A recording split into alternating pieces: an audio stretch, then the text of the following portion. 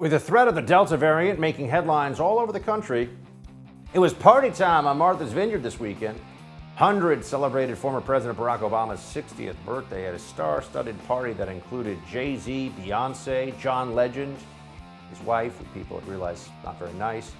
So were they all masked up and socially distanced? Nope. Friends, that's just for the peasants. It's time for Hold the Line.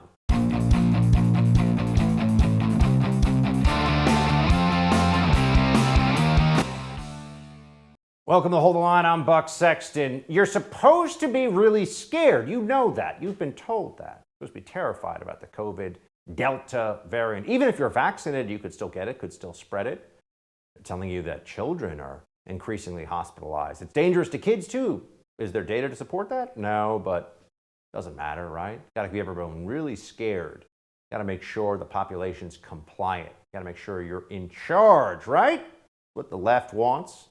But they also want to party, apparently, and especially the elites, the people that are in control in this country, the media, political, and financial ruling class.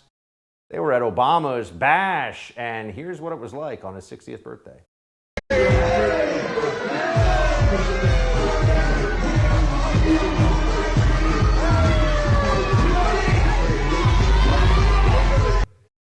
Hundreds of people, indoors, close quarters, no masks. Oh, but it's okay because they're vaccinated. That's what the left wants to say. But hold on a second. We've just spent the last 3 weeks being lectured by psycho libs about how even if you are vaccinated, you can still get and spread COVID. So then why is that okay? Is this really the right message to send right now? Now, let me say, I believe the Obamas can have this party and I don't care and that's fine and God bless and all that. But I'm not going around lecturing everybody about how they have to get into lockdown posture again and start masking up, right? The hypocrisy is so thick you could choke on it here, but that's what's going on. That's how they do things. And so then the Democrat media, which is just the media for the most part, decided, well, they have to clean up this mess. And so New York Times White House correspondent, of course, covering the centers of power because she speaks truth to power, Annie Carney, said that it was not a problem because, well, Obama's birthday party was full of people who were, I want you to hear her say it. This is really being overblown. They're following all the safety precautions. People are going to sporting events that are bigger than this. This is going to be safe. This is a sophisticated, vaccinated crowd, and this is just about optics. It's not about safety. A sophisticated, vaccinated crowd. Sophisticated. Right. Unlike all the unsophisticated people, I guess, who are not vaccinated at this point, including those like me who are not vaccinated and have natural immunity, which you'd think would be a thing that people could talk about and think about. But no. The science, which they change every week depending on whatever their whims may be, the science leads them to ignore natural immunity. Ignore it entirely. You know what else they're ignoring? Our wide open border. A Texas border city says more than 7,000 COVID-positive migrants have been released since February, 1,500 in the last week. So you got thousands of people with COVID coming across the border. I'm just wondering, do you think that they're quarantining? Do you think that they're avoiding enclosed spaces with large numbers of people? I doubt it. Meanwhile, the media still wants to make sure you know that it's not the case that there are people with COVID coming across the border. That's a big lie. Even though it is the case, and they're the ones who are lying, but who cares, right? New York Times headline, public health experts dispute some Republicans' claims that migrants are spurring a rise in COVID cases.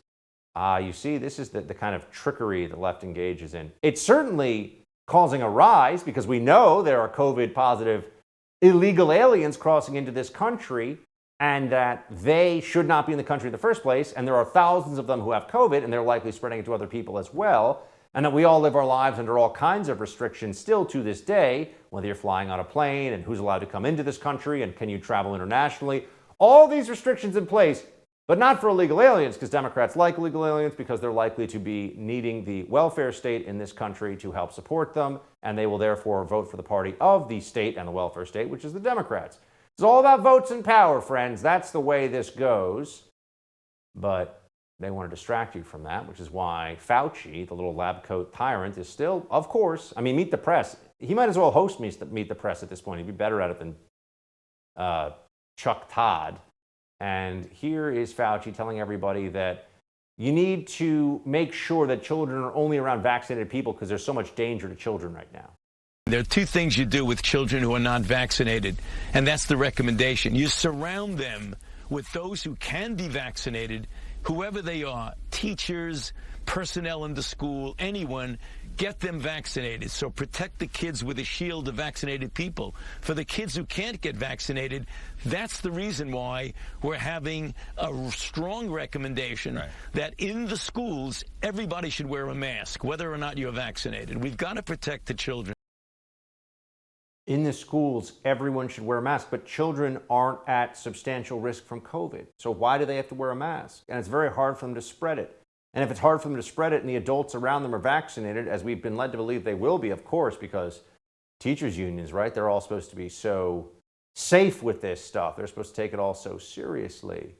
No, Fauci's out there to remind everybody that you're supposed to bend the knee and do what they tell you to do and mask up your kids for 8 hours a day or whatever it is in school, because adults have anxiety disorders around COVID that they refuse to handle.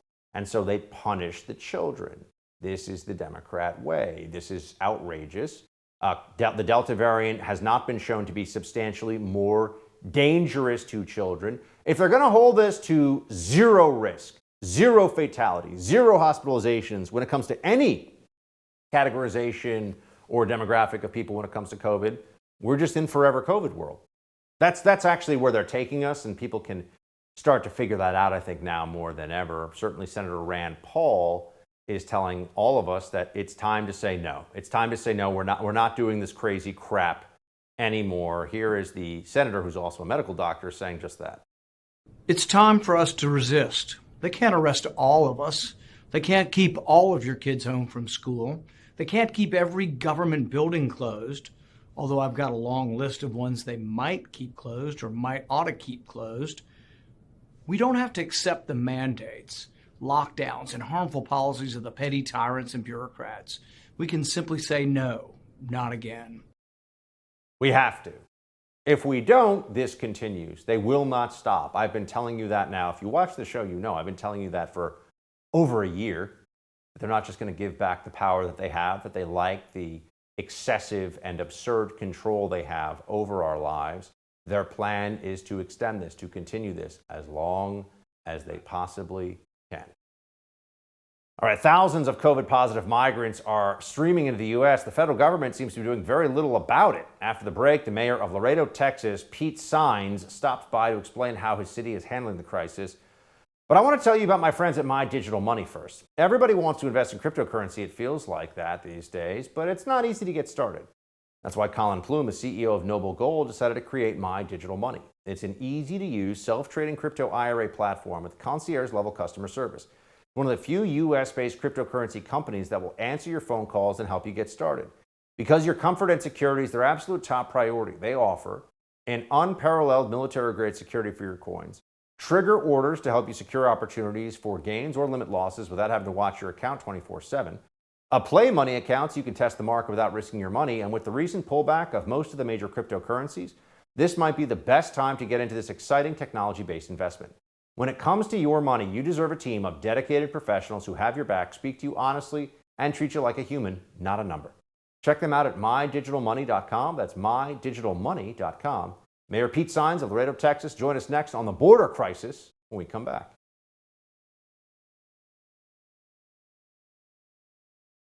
As COVID-positive migrants continue to flow over the southern border, hospitals in several Texas cities are becoming overwhelmed by the influx. In the city of Laredo, for example, available hospital beds are currently at their pandemic low, with no ICU beds available as of last Tuesday.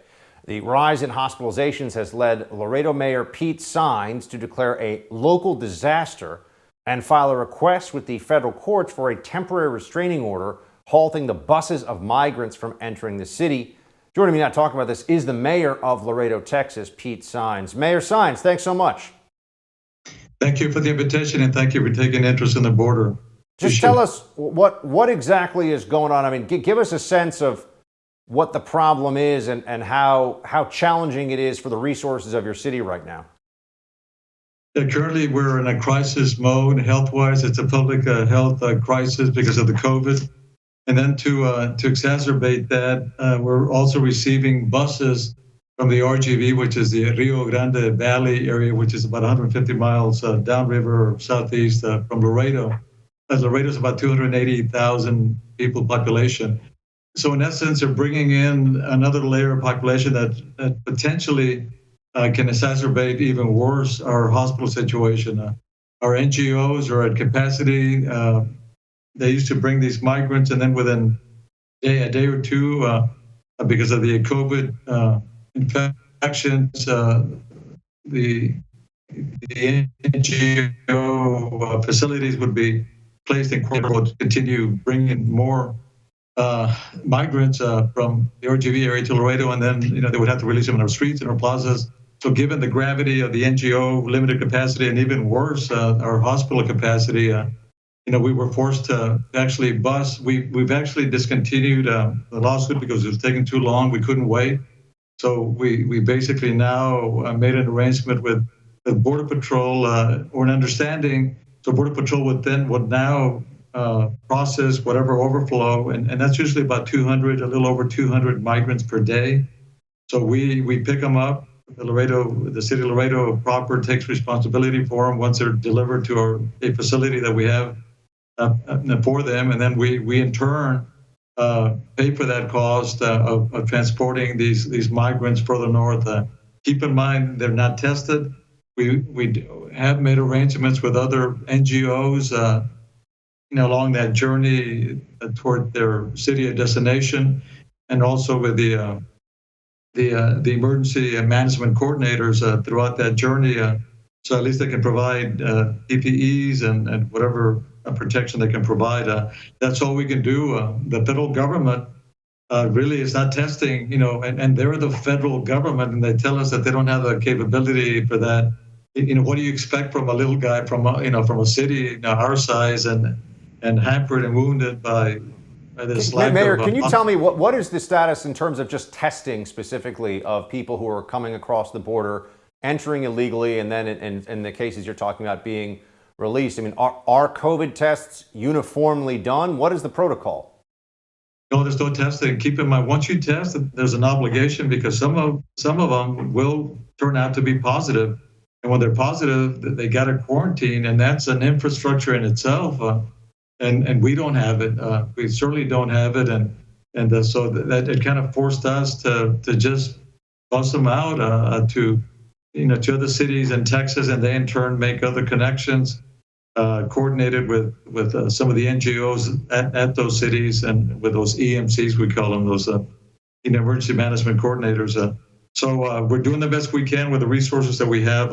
Ideally, Border Patrol should test, quarantine, and then release the positives, and then those, not the positives, the positives once they become negatives. And but that's not happening simply because they don't have any resources. And I'm told that the Border Patrol budget has been cut or lessened some way, somehow. So we need resources. That's the bottom line. It sounds like you're overwhelmed with what you're already dealing with. There are a lot of politicians, meanwhile, in the rest of the country. I mean, you're actually down there on the border. You're seeing this on the ground firsthand. But there are folks that have a big voice in the national conversation, Mayor, who are denying that the influx of COVID positive migrants are in any way contributing to the situation in Texas hospitals and places like Laredo. I mean, here's what the governor of New Jersey, Phil Murphy, just said today. I'm not getting political, but the people I'm running against started repeating this ridiculous Fox News narrative that the reason why COVID is raging in Texas and other places like that is because illegal immigrants are coming over the border, encouraged by this president with COVID, and then being put on buses and sent to states. I mean, that's like tinfoil hat stuff. What do you make of that, what Governor Murphy says? He says tinfoil hat stuff, Mayor. We're doing exactly what he's saying we're not doing. I mean, and it's not by choice. It's really, we're obligated to, at this point, be that as it may, a fact is a fact, and whether they're positive or negative, that's for someone else when they were tested, wherever they were tested.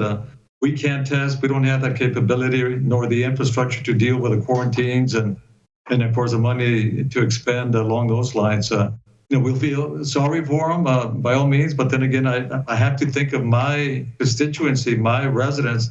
It's technically putting my residents with the migrants pitting for beds here, and that's a very insensitive. How bad is, Mayor? How bad is the hospital situation in Laredo right now? I mean, how tight is it?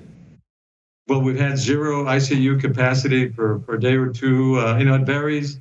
We have hospitals going on diversion, because there's an overflow of patients waiting in hallways for hours. In some cases, days, 2-3 days, waiting for that. And we ourselves as residents are having such a big issue with our hospital capacity. Can you imagine, adding another layer of a population that normally, typically should have a choice? They should be taken to facilities where they can be adequately treated. It's inhumane of what the federal government is doing, to these folks. Given the situations, if we have the capacity, hospital capacity, of course, we could treat our people and treat them. But unfortunately, we find ourselves in a very dire, a very difficult situation here, and it's just very, awful to tell 2 sick people, we can't take you, or yes, we can take the resident, not the migrant, vice versa, simply because we don't have the hospital space. Mayor Saenz, I just want to know if you could get the federal government to really zero in and pay attention to this issue to help your city. What could they do? What should they do? Ideally, secure the border. We've been asking for that for months. Secure the border. In other words, don't force these people to come and claim asylum at the border, at the water's edge, so to speak, as they cross. Make them remotely, file an application to for asylum. And I've heard, well, it's not, they're afraid. Well, it's, have safe places, either the country of origin or something close to the country of origin, but don't force them here because only the cartels are profiting from them. And then, of course, these people, sometimes they die or they go through some horrible, horrific situations. So we want to prevent that. And also, short of that, because I know the policy is, come on in, then send resources. Border Patrol needs a lot of help. Don't cut their budget. We need personnel. We need technology. We need to secure this border. And I know the physical wall, President Trump was for it. This president says a virtual wall. We haven't seen a single element of that virtual wall, which would mean personnel, technology, road building, along the border. Mayor, I got to tell you, I think you're going to be waiting, unfortunately, with this administration a long time. But we really appreciate you joining us to bring some actual background and some real knowledge about the situation down in your city. Best of luck to you, and thanks for your time today. Yes, sir. Thank you very much. College students around the country are getting ready to head back to class for the fall semester. A lot of them are going to be required to get the COVID vaccine. After the break, Danielle D'Souza Gill will join us to discuss the vaccine mandate on college campuses. But before that, let's talk about that morning cup of coffee. If you're like me, you need your dose of caffeine to get going. And I start off every morning with Black Rifle coffee. Not only is this some of the best coffee I've ever tasted, it's a veteran-owned company that serves premium coffee to people who love America. Black Rifle is committed to supporting veteran law enforcement and first responder causes. And this summer, Black Rifle invites you to enjoy your coffee wherever it takes you. Whether you're brewing the perfect cup of pour over or you're cracking a can of 300, you gotta drink Black Rifle. It's a company that is here to fuel your way wherever the summer takes you. Black Rifle Coffee imports high-quality beans from all over the world, roast them 5 days a week in Tennessee and Utah. Team at Black Rifle is continually researching and experimenting with new roasting methods and coffee origins to bring you the most delicious coffee you can get anywhere. Get some today. BlackRifleCoffee.com/Buck. Use code BUCK at checkout for 20% off your purchase and your first coffee club order. Fuel your summer with America's coffee, Black Rifle Coffee. We'll be right back with more Hold the Line.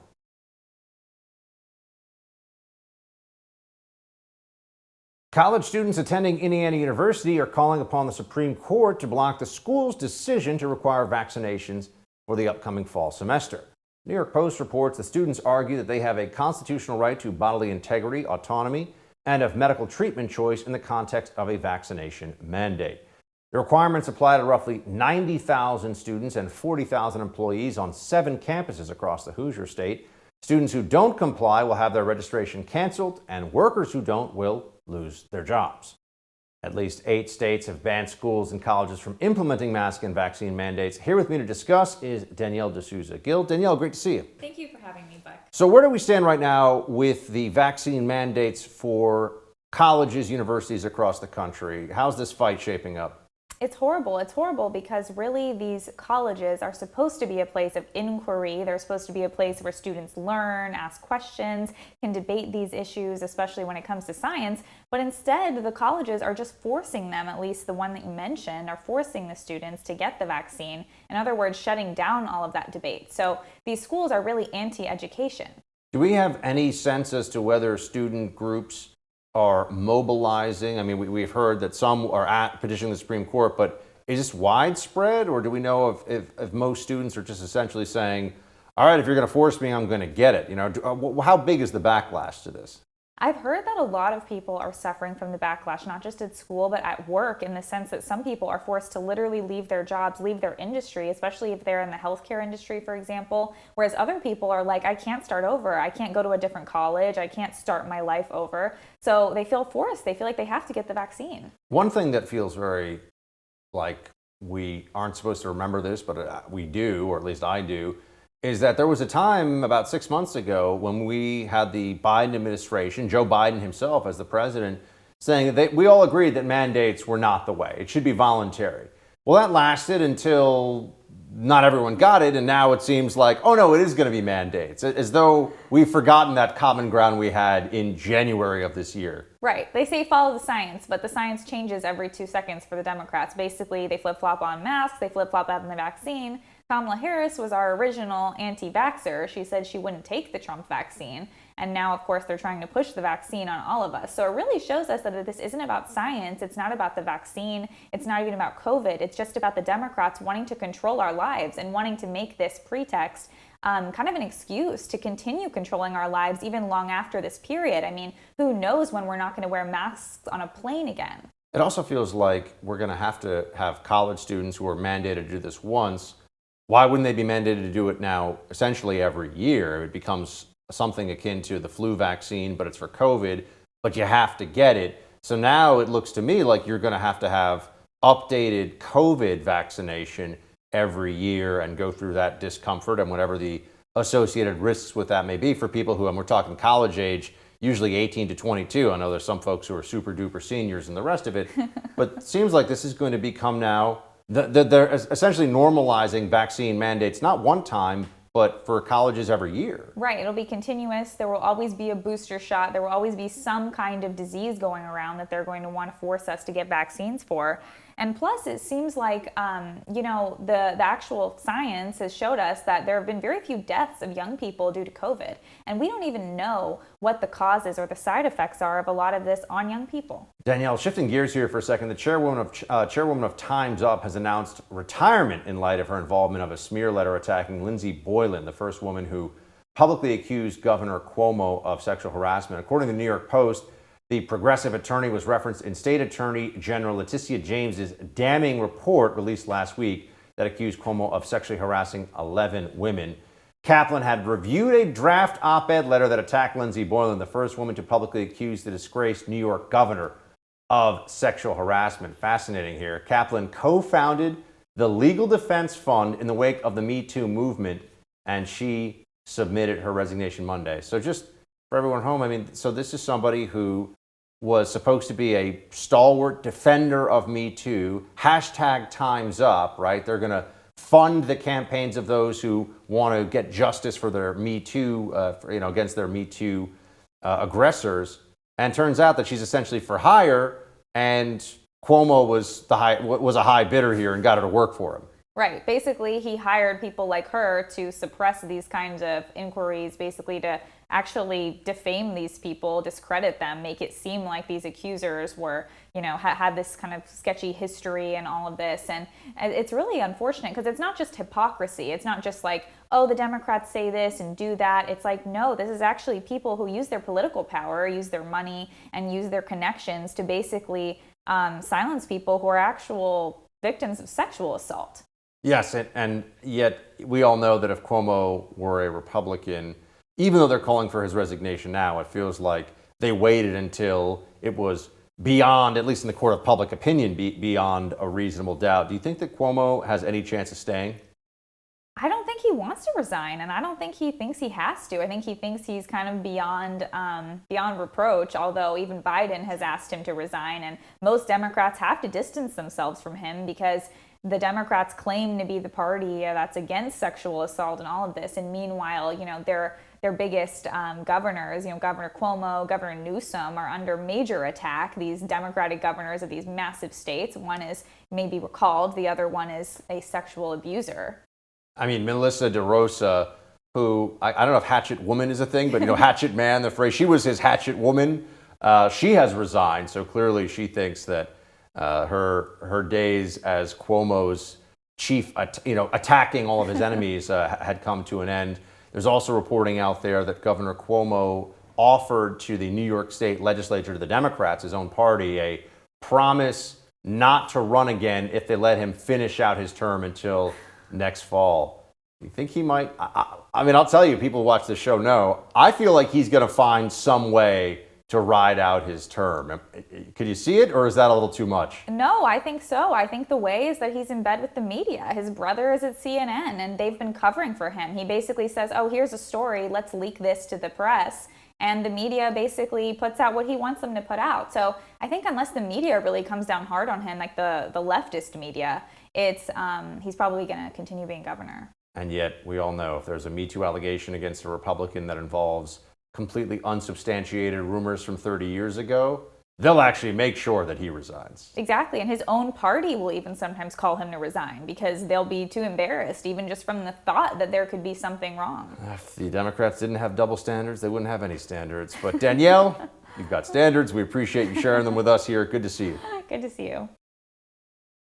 It's been a little over a month since President Biden announced an end to the U.S. mission in Afghanistan. So how are things actually going on the ground there? Terribly, I'll tell you that. After the break, Bill Roggio from the Foundation for the Defense of Democracies gives us an update on the situation in Afghanistan. First, let's talk about investing in cryptocurrencies, though. A lot of people want to invest in the crypto market these days, whether it's Bitcoin, Ethereum, or any of the dozens of tokens out there. But how do you get started? Well, that's where Colin Plume, the CEO of Noble Gold, comes in. He started My Digital Money. It's an easy-to-use, self-trading crypto IRA platform with concierge-level customer service, one of the few US-based cryptocurrency companies that will answer your phone call and help you get started. Because your comfort and security is their absolute top priority, they offer an unparalleled military-grade security for your coins, trigger orders to help you secure opportunities for gains or limit losses without having to watch your account 24/7, a play money account so you can test the market without risking your money, and with the recent pullback of most of the major cryptocurrencies out there, this might be the best time to get into this exciting technology-based investment. When it comes to your money, you deserve a team of dedicated professionals who have your back, speak to you honestly, and treat you like a human, not just a number. Check them out at mydigitalmoney.com. That's mydigitalmoney.com. We'll have an update on the situation in Afghanistan in just a moment.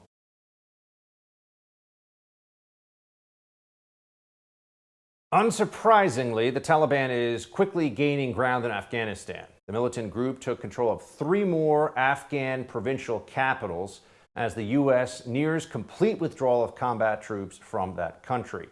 One of the latest sea cities was Kunduz, with a population of over 400,000 people.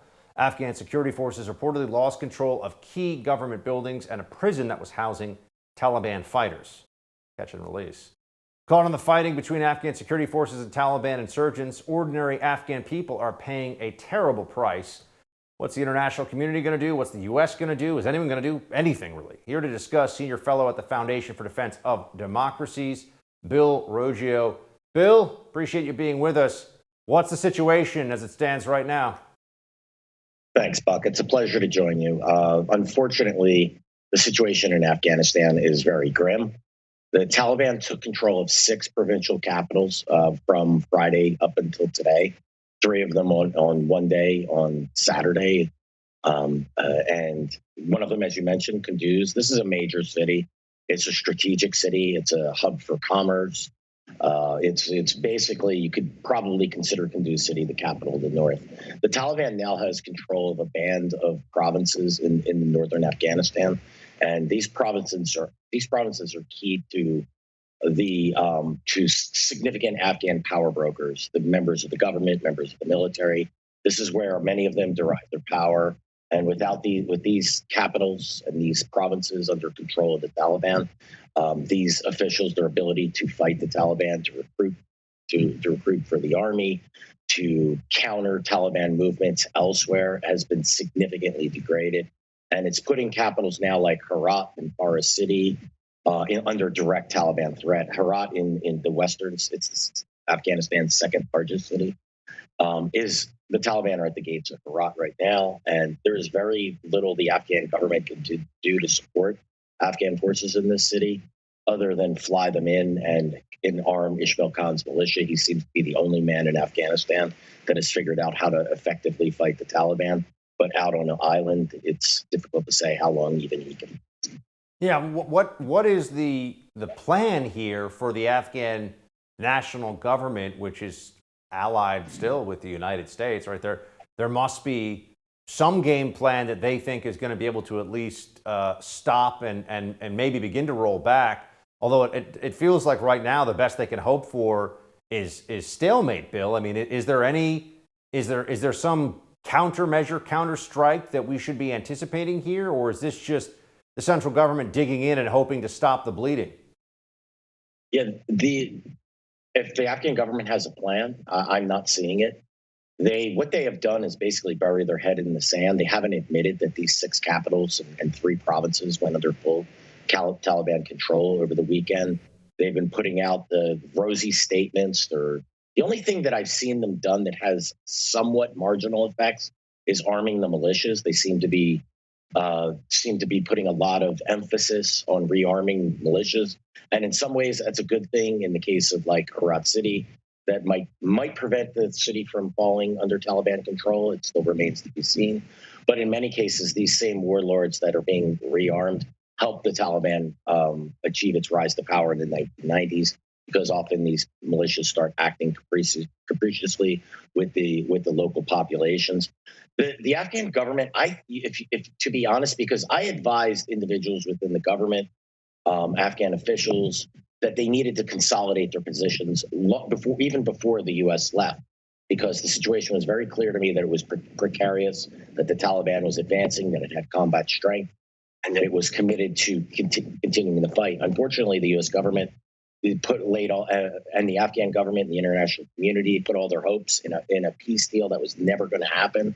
And now I think all the Afghan government is clinging to is that the U.S. will re-engage. The U.S. military is now launching upwards of 5 airstrikes a day in Afghanistan, but it hasn't stopped them from overrunning a single at this moment. What was because this was under the Trump administration, right? There was the Doha peace deal that was struck with the Taliban.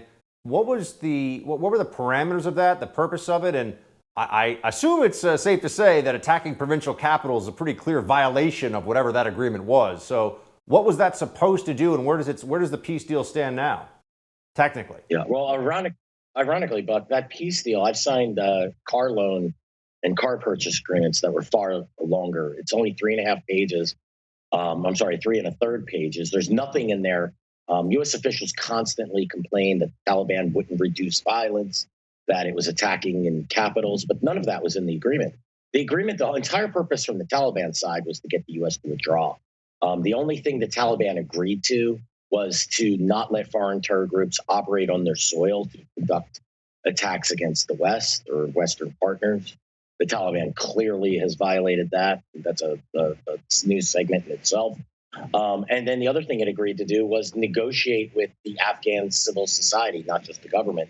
But it never had that. There was never any outcomes in this agreement. So the Taliban, it participated in this agreement to get the U.S. to withdraw. What the Trump administration wanted is almost exactly the same thing as what the Nixon administration wanted, which was a decent interval for the U.S. withdrawal. So that means the U.S. would leave. There would be a period where things would be okay. And then if Afghanistan collapses, it collapses. And well, we tried, but there was some time in between, so the finger can't be pointed directly at me. Well, I think we're seeing that there is no decent interval to be had. The U.S. officials and including President Biden, who committed to this withdrawal, they're going to own this one. The collapse of Afghanistan is happening in real time. It's happened in the time frame of when President Biden announced this withdrawal. Bill, based on your assessments, I mean, I know that you're tracking very closely control of territory, and we're at basically 50% of Afghanistan now, perhaps more than 50%, given the recent seizures of provincial capitals in Taliban hands under full Taliban control. Based on the projections of what you're seeing over the last 90 days, how long before the Taliban is at least surrounding and making an effort to take Kabul, the capital city? That's the question I get asked a lot, and it's probably the hardest to answer.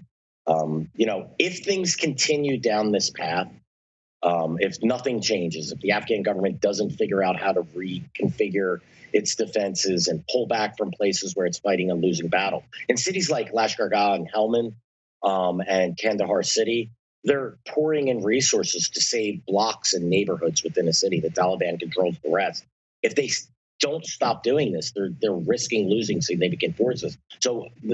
But to answer your question, if this continues down this path, we could see Kabul surrounded in, I would estimate, from 4 to 6 months.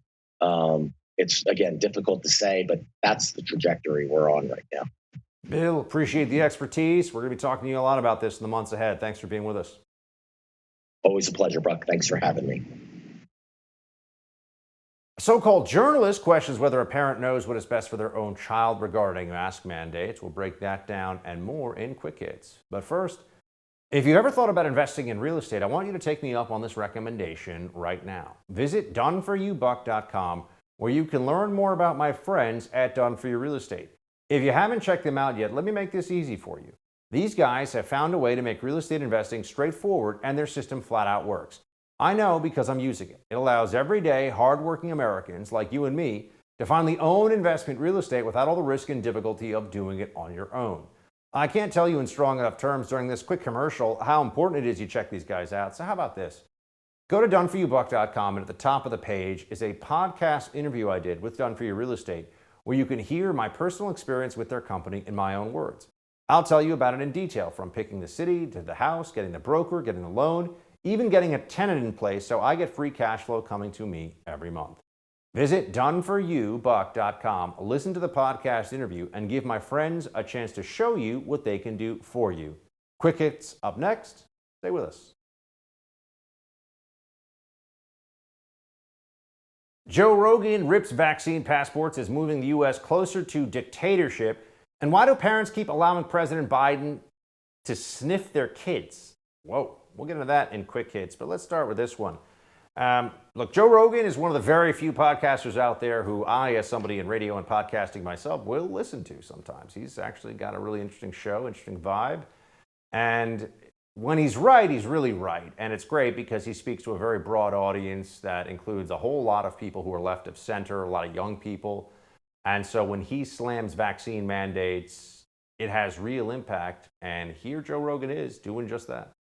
When you give people freedom, you let people do whatever the they want to do, they actually find ways to succeed and grow and thrive. But as soon as you put the boots to them, as soon as you tell them, you have to do this or you can't do that, you have to listen to me, now you have a mini dictator. You have one step away from a king. You have a one step closer. You're moving one step closer to dictatorship. That's what the is happening. That's what's going to happen with a vaccine passport. That's what's going to happen if they close borders. You can't enter New York City unless you have your papers. You can't go to here unless you have that. You can't get on a plane unless you do what I say. And people say, whoa, it's all about protecting people from the... No, it's not. It's not.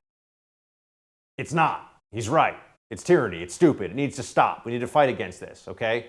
He's not some Trumper. He's not some right-wing guy or whatever, all the things the media says. He's just somebody who's seeing this for what it is. By the way, I'm a Trumper, but that's not the point. It's astonishing that we've even gotten to this point in society where we have to even say no vaccine mandates, because 6 months ago, Democrats pretended, or 8 months ago, they pretended like they didn't want them either. No need to force people, because you get it, you're protected, right? Do they really believe that, though? People are starting to ask questions about what they believe. All right, a journalist asked the Tennessee Governor Bill Lee about mask mandates for kids, and then questions if parents actually know what's best for their own children. Here are the journos are showing you what they really think of your judgment. I would recommend that they listen to the parents of the children in their school district. I would recommend that, and I would suggest that no one cares more for the children of the state than the parents of those children. That no one knows better what's best for a child than that child's parents. Is that true? It is true. I mean, I'm talking about It is the true. science of this. It is true. A parent knows best about their own individual child and what's best for them.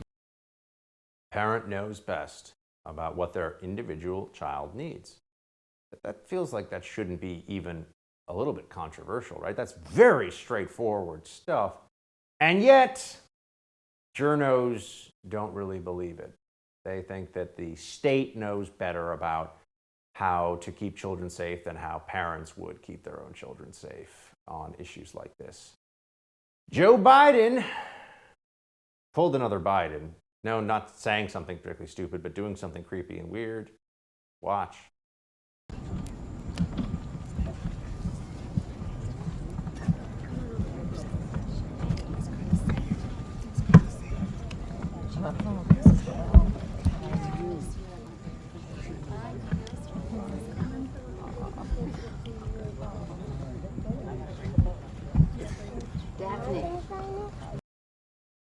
He kind of, guys, I'm going to throw, I mean, you know, he didn't really sniff, if we're being honest. He just kind of like leaned in. All right, you know, Creepy Joe has got to actually be creepy if we're going to call him out. So I think that one, I didn't hear a sniff. I didn't hear a sniff. Hey, I keep it real here. All right, I tell you the truth. I can't just throw Biden under the bus on this one. No, but we got the, okay, can we hold that one for tomorrow? We got one we're going to get to tomorrow for all of you, because I wanted to get to it. But yeah, I felt like the Biden one, I don't know, I might have overpromised on that a little bit. We'll have Creepy Joe for you soon, though, I promise. That's going to be a thing that happens. All right, that's what we got for all of you. That's it for tonight's Hold the Line. The No Spin News with Bill O'Reilly's up next. Shields high.